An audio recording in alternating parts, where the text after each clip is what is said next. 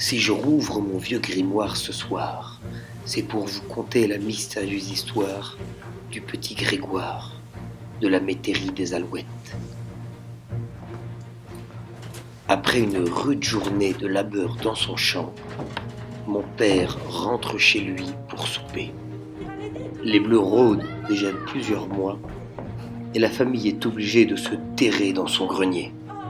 Mais les Vendéens sont des hommes durs au mal et sans perdre espoir, inlassablement, tous les soirs, c'est sous le regard de Dieu et du Christ qu'il confie sa femme, ses enfants, sa famille à la divine providence qui fera que peut-être demain soir, il échappera de nouveau au bleu.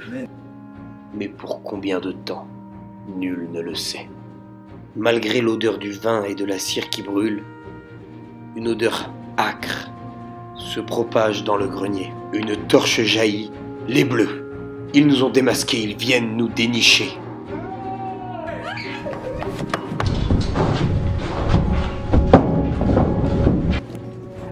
D'un bond vif, je me précipite derrière le tas de bois et regarde la scène, les yeux écarquillés, le cœur battant, l'âme en sang.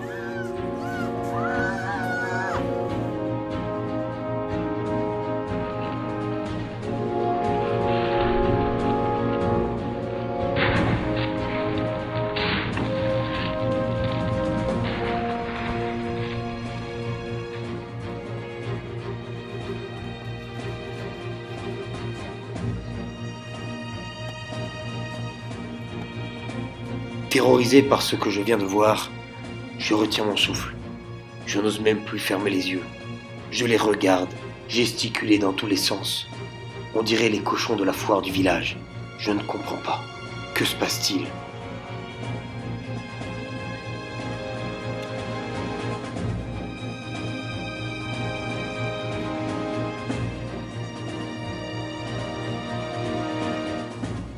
Soudain, malgré la flamme vacillante de leur torche, tout s'arrête. Au fond de moi-même, je remercie le père Lachaise. C'est le vigneron du village. Avec son muscadet, qui habituellement réveille les morts, il les a endormis. Bien que monsieur Coluche m'ait répété plusieurs fois que la bonne taille pour les jambes, c'est quand les pieds touchent la terre, du haut de mes 10 ans, je me sens un peu court.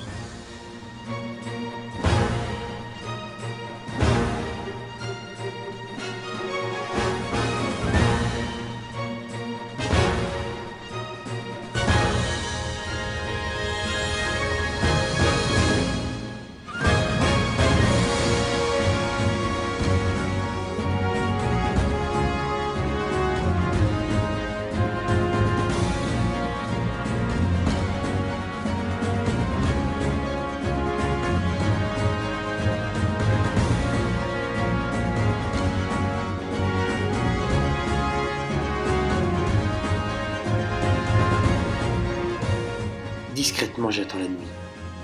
Mon père m'a parlé de cet endroit et de ces Vendéens qui prennent en main l'insurrection. Je décide de les rejoindre et d'échapper aux Bleus.